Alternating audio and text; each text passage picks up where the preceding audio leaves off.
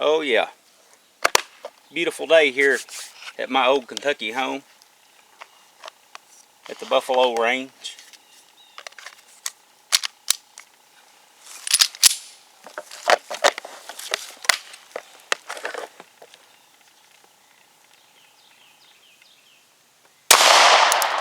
And today we're going to take a look at a pistol that's kind of controversial. Some people love it and some people hate it. But I think we'll find that the truth about this little gun lies somewhere in the middle.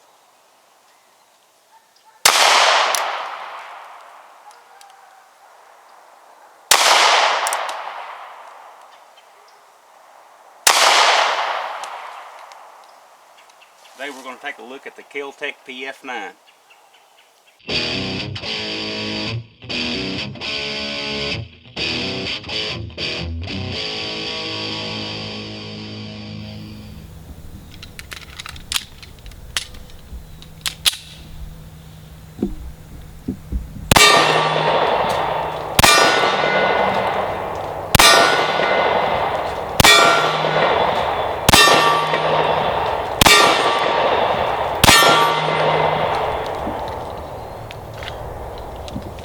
Alright guys, let's not waste no time. Let's jump right in and take a close-up look at this little gun. Okay guys, let's start out taking a look at the sights here. It has a good set of sights on it. They're the 3-dot style. Now the rear is somewhat adjustable. It has an adjustment screw here where you can set your windage if you need to. And the front is a fixed sight. Just got the dot. And what a good set of sights will allow you to do is shoot a gun like this fairly accurately. I'm at 20 yards. I'm at the 20-yard mark here on the range. And that's probably farther away than you'd ever shoot a gun like this in a defensive situation, which is what the gun was designed for. But we're going to take a few shots anyway.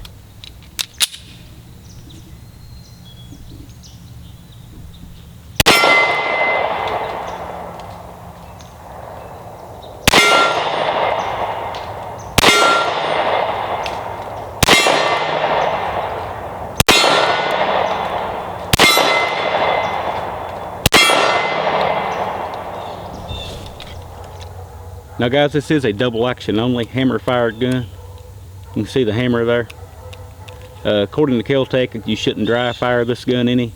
It's in the instruction manual, but so I'm not going to dry fire it. But we'll fire some live rounds here and talk about it a little more. All right guys, let's take a few shots and look at this trigger.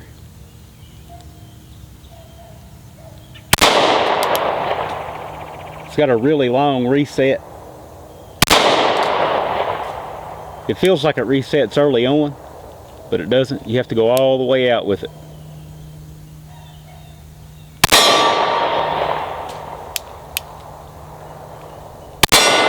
Kind of uncomfortable. It actually stings my finger a little bit when I'm shooting. It really, to get that reset, you almost have to touch the trigger guard with your finger. So let's try that with a gloved hand and see if we're able to get a reset. Alright guys, so I've got a glove on now. Just a thin work glove. Let's see how this trigger works with a gloved hand. I can already tell I'm having trouble getting my finger in there.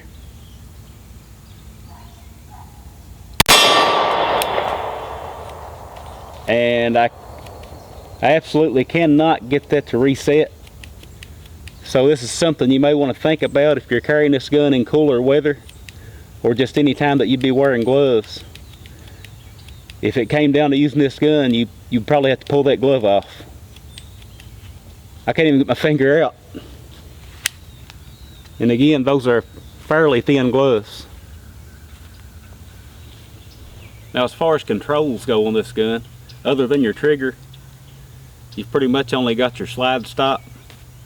Of course you got your takedown pin, but that's not really a control. no external safeties, which I think is a plus. The no magazine safety. This gun will fire without the magazine in it. I also think that's a plus in my opinion. You may not. I want to mention these magazines. They're really well made, really easy to load. You don't have to have a jackhammer thumb to get that last round in there like some of those magazines. It's a 7-round capacity. It does come with a pinky extension that you can slip on as a floor plate for this magazine.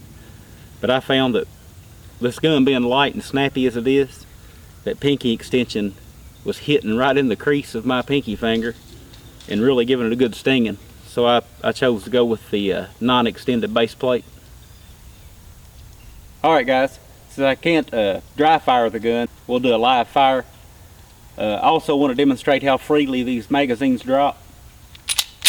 Alright, we've got a round in the chamber now. Those magazines, they slip right out of there. I think that's a good thing. But magazines out, round in the chamber. Gun still fires. Now I consider that a plus.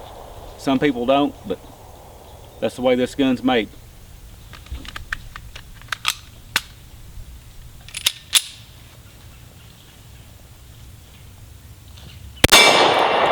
Let's talk about the recoil just a little bit.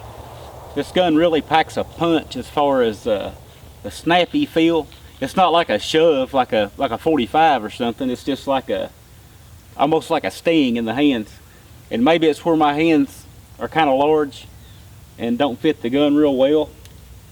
And I'm just shooting, I'm shooting standard target loads here. I'm shooting I think I've got Tula ammo in it right now, just a steel case, 115 grain ball ammo. And it's still quite snappy. Now, so that being said, this is not a gun I would recommend for a new shooter. You really have to work on your trigger control, and it is really snappy. If a shooter is recoil sensitive, this gun would probably turn them off. And part of that, in my opinion, part of that feel is because the bore axis is so high on this gun. Your barrel sets up quite a bit above your grip, so it gives it leverage to flip back on you.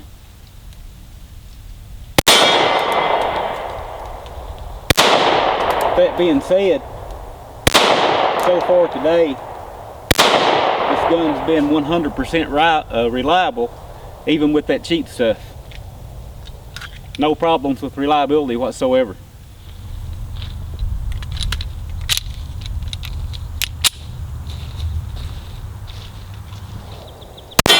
And the gun is rated for some plus P ammo use. So what that tells me is that I would stay away from plus P ammo, to be honest with you. A gun should either be rated for plus P or not for some use. But that's just my opinion. That's what we're here for, right? Share opinions. Did just want to mention real quick that the gun does have an accessory rail built on. If you did want to add some sort of laser or light, maybe a bayonet, you've got that option.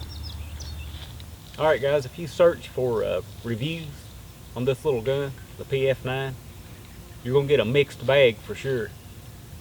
You've got some well-known YouTubers calling it garbage, and you've got others that say it's the best single stack 9mm that you can get. Now obviously, most people are going to be somewhere in between with that, and as am I. I think it's a great gun for an experienced shooter. It's very easy to conceal. It's very, very thin, very lightweight, but also that being very lightweight has its drawbacks and makes it very, very snappy. It's really stung my hand today. We put a couple hundred rounds through it today, and I've shot a lot of different ammo, by the way. Today I've shot a lot of that steel case Tula stuff. We've shot some Winchester white box 115 grain. We've shot some Federal 115 grain ball ammo, some Remington hollow points 115 grain, and we've also shot some Tula brass max 115 grain through it. It's ran it all without any hiccups. But back to what I was saying, it's not a range toy.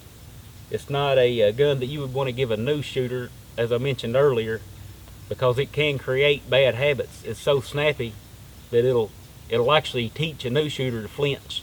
They'll anticipate that recoil and start flinching, and then they've got a bad habit to break themselves from. But for an experienced shooter that knows what he's doing, great little concealed carry gun, a budget gun. This gun runs for about $250 brand new. Only comes with one magazine. Now I think some of the hate videos that you see on these guns comes from the fact that it's a budget gun. Some people can't get over the fact that a $250 gun can run as well as their $500 gun or $1,000 gun. But that don't explain all the hate this gun gets. This gun got off to a rocky start. When it was first released, it did have a lot of problems, and I think Kel Tec has worked through them, done a good job getting the bugs worked out. I mean, it took them long enough, but the guns you buy new now are they're a lot more reliable than the older models. But the fact is, this gun runs very well. How long will it run well? I don't know. Like I say, it's not a range gun. It's not a gun you're going to go out and put thousands of rounds through. So the bottom line, I do believe this to be a handy little carry gun, as long as you do consider its limitations.